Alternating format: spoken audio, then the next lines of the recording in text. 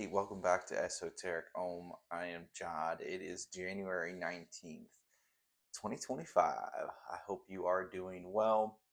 So just quickly, a couple videos coming up.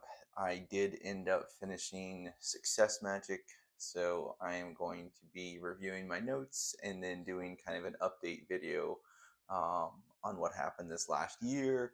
And then another video I'm going to be making soon is on the magic of angels and demons by Henry Archer. I've worked with this book since 2019.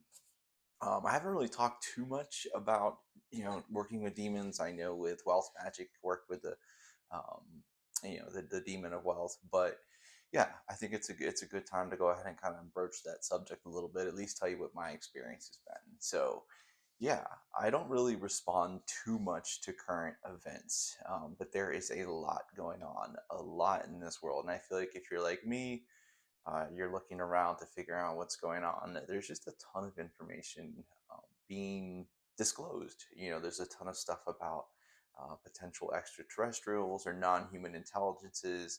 We have quantum computing, AI.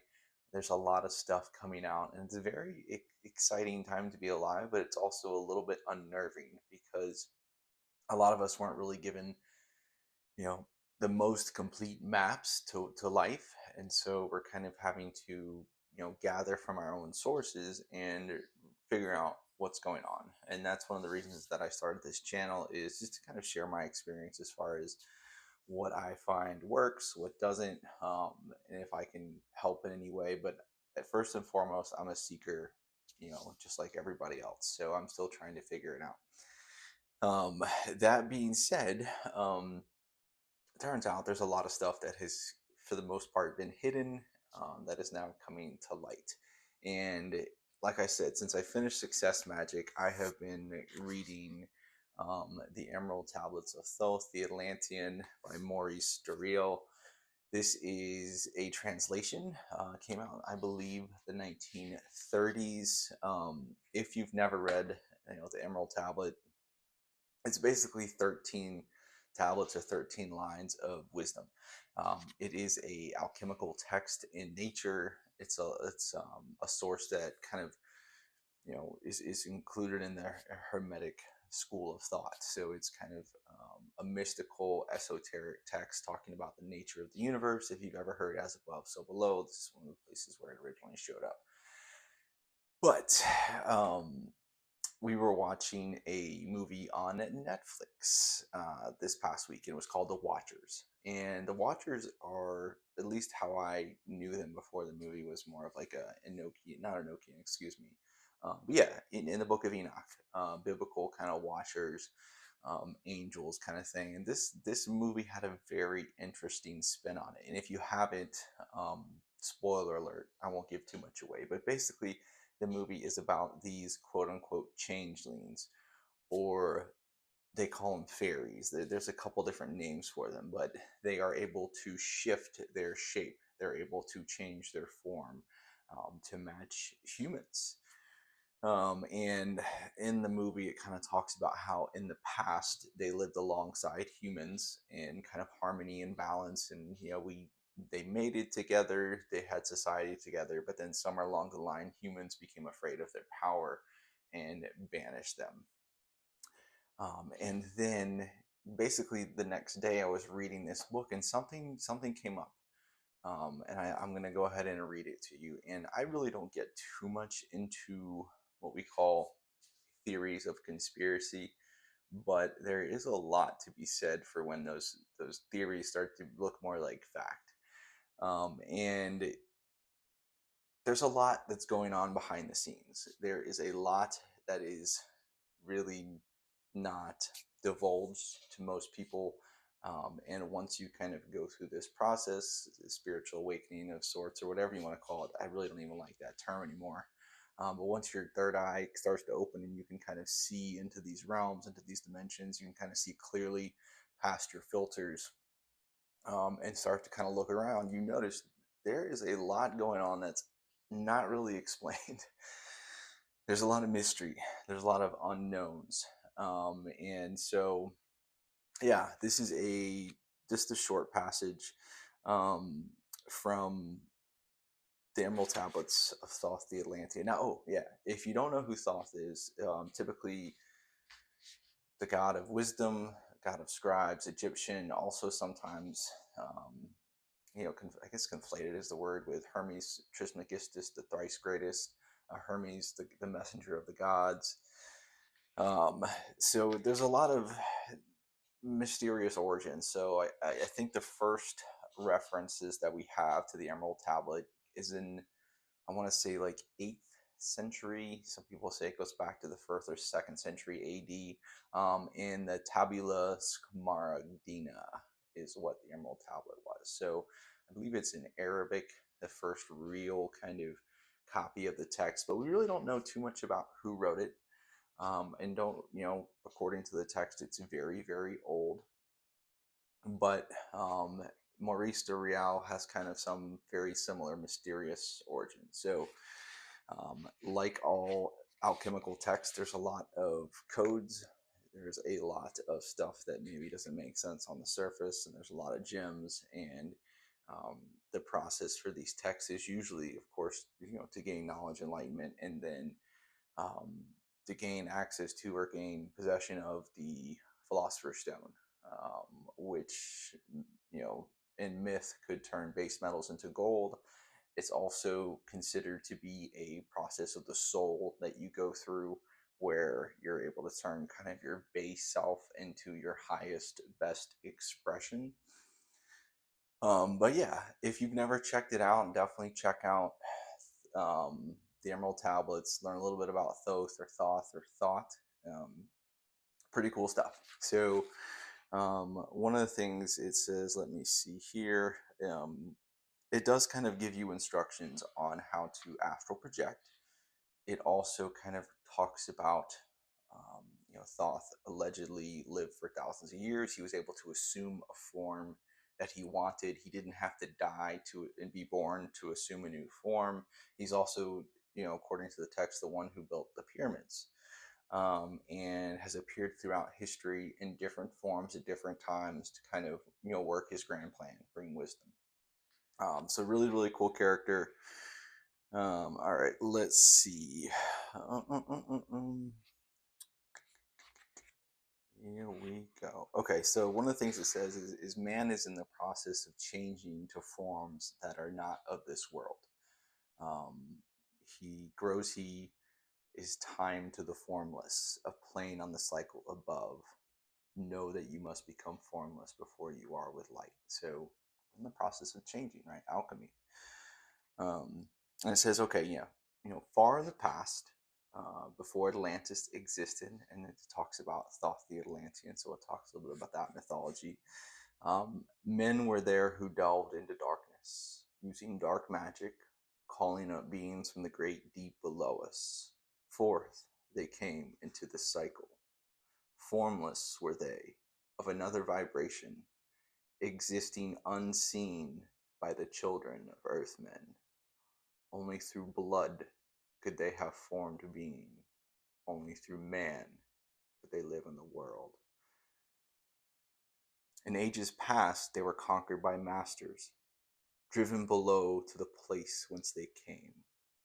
But some there were who remained, hidden in spaces and plains unknown to man.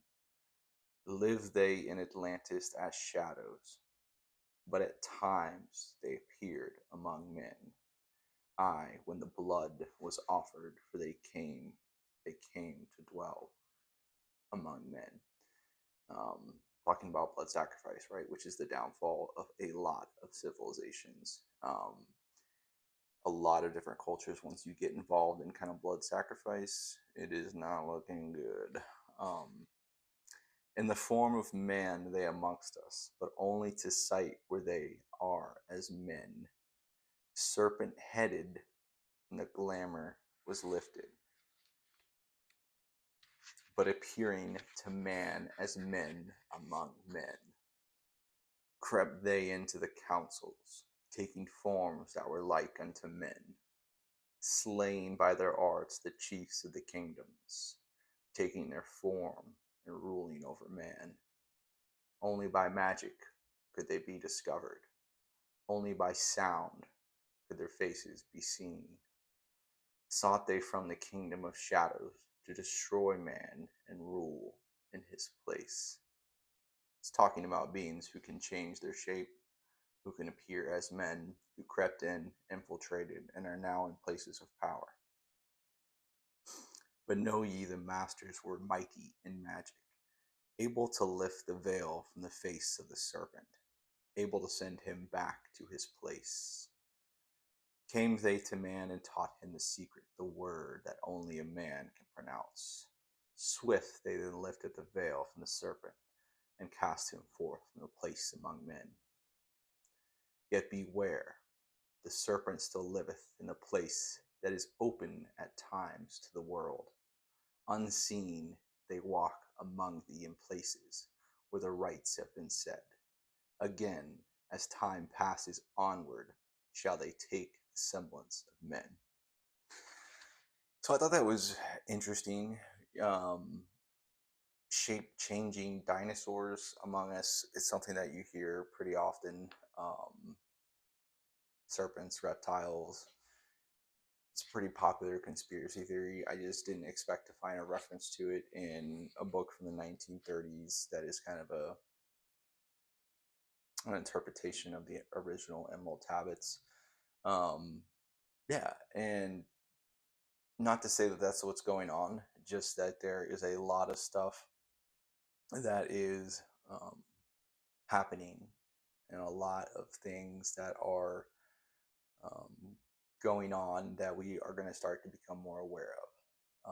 It's gotten to the point where we have to really kind of be honest about what's going on, and we started to see kind of leaks of information, disclosures, hints about what's going on in the media, movies, television shows. There's a lot of kind of foreshadowing, a lot of explaining, um, and definitely there's no reason to be scared.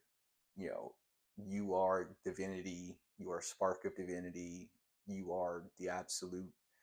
Um, you are more than just this body. You can never die, you can never be destroyed. Um, on one hand, there is this very real battle of like good versus evil, conflict from these two different sides. But on the other hand, it's all really just a play from source. You know, it's a play of divinity. So, yeah, that kind of creeped me out a little bit. It does talk a lot about, as far as like if there are any formulas, there are definitely a few rituals in here that are kind of hidden in there.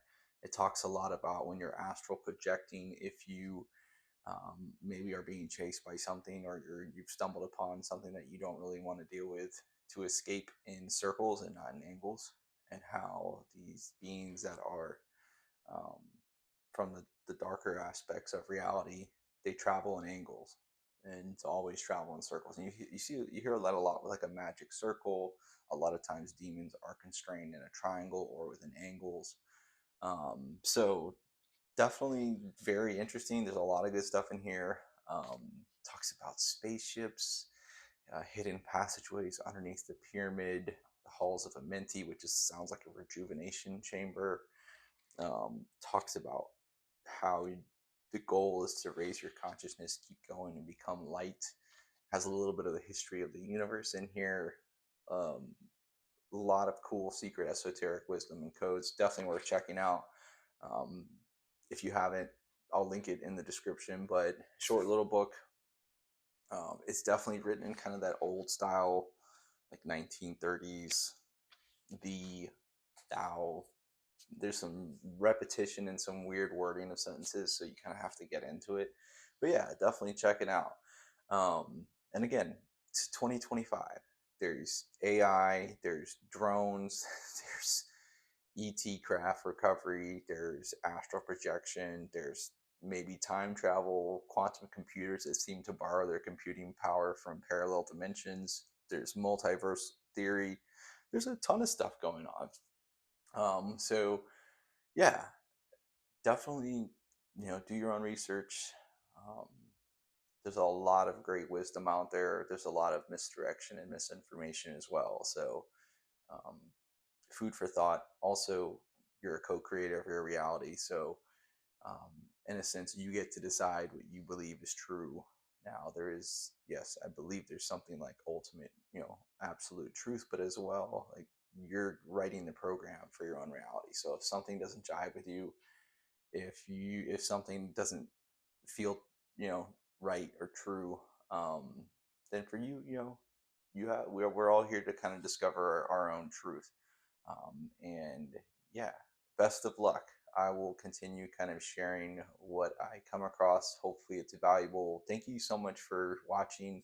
Thank you so much for your comments, your likes. Everyone has been really, really nice and supportive, which is wonderful. And um, yeah, got this. You're wonderful. Everything is going to work out for you. Um, you deserve the best, and you'll get it. So, all right, I'll talk to you in the next one. Have a good one.